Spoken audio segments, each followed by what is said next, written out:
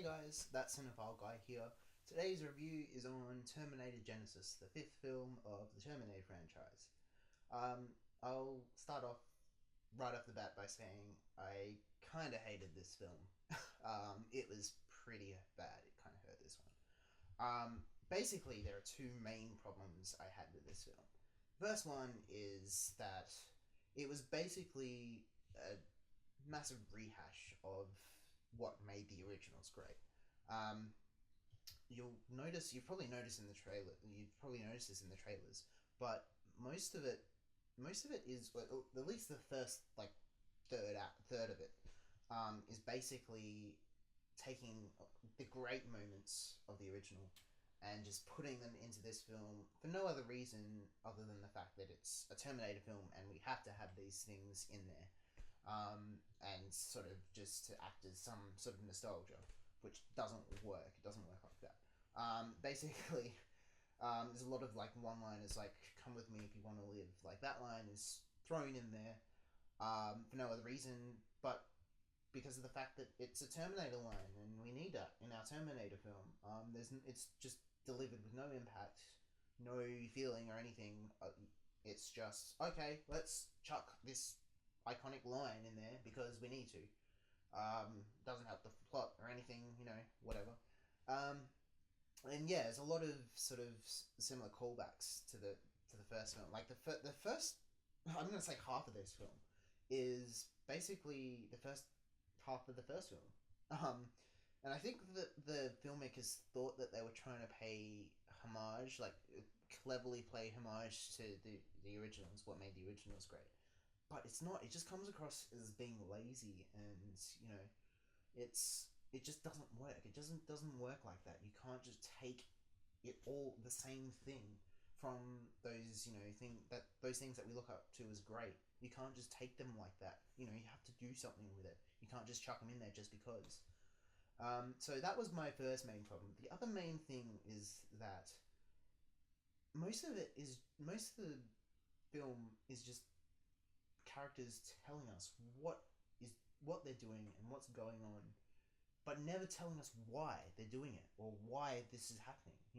It's just all mostly in the first half, but generally throughout the whole film, it's just expositional dialogue about okay, we're doing this, we're going here, we need to do that.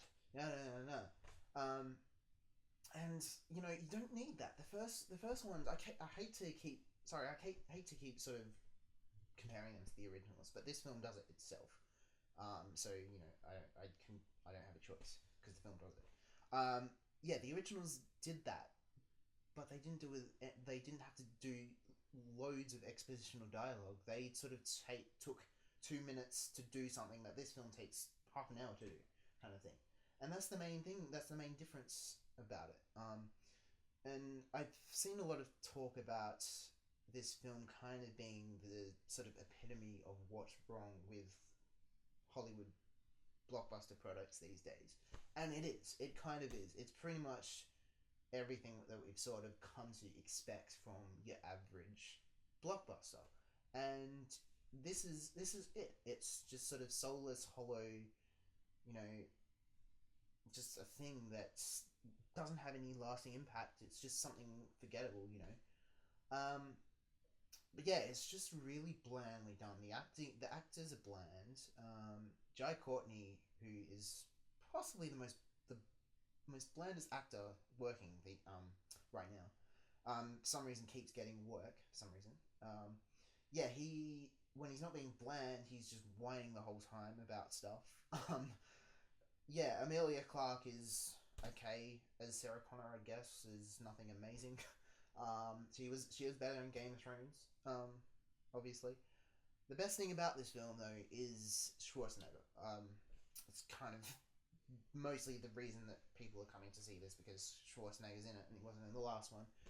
Um, but yeah, I mean, he has a good fun time with it, but at the same time, he's kind of underutilized for some reason.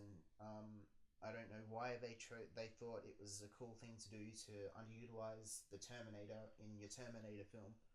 Um, but yeah, I just thought that yeah, they could have done a lot more with him. He's kind of just treated as comic relief in this. They called him Pops for some reason. Apparently that's funny. Um, but yeah, they just didn't do a lot with him.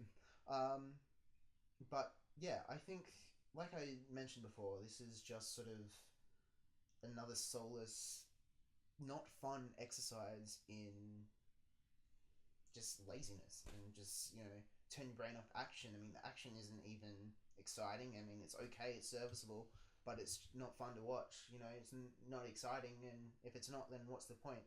And that's the thing that I think sums this up. What is the point of doing this film if you're not doing anything more new and interesting with it? I mean, I saw this film, I drove home, and I'd forgotten about it within about half an hour. And that's the problem with not only this film, but with a lot of, big films these days, that they just don't bother to think of the lasting impact. And I think that's why films like Jurassic World and Avengers and all that have done kind of well, because they're fun films that people will remember. No one's going to remember this in a week. And that's the difference. And it just struggles to stand out in a year that we've got big films that, people want to see. Um, so, yeah, I think um, it's been left open for other sequels, but to be honest, I don't think they're going to happen. Just because this is just not going to do well, because it's pretty much a piece of shit. So yeah, I'm going to give this 1.5 stars out of 5. I wasn't a fan of this one. Don't go see it. Go see Jurassic World again if you have to. Go see Inside Out 3 times if you haven't seen it yet. If you have seen it, go see it again. But yeah, please don't see this film. Okay. Till next time. See you later.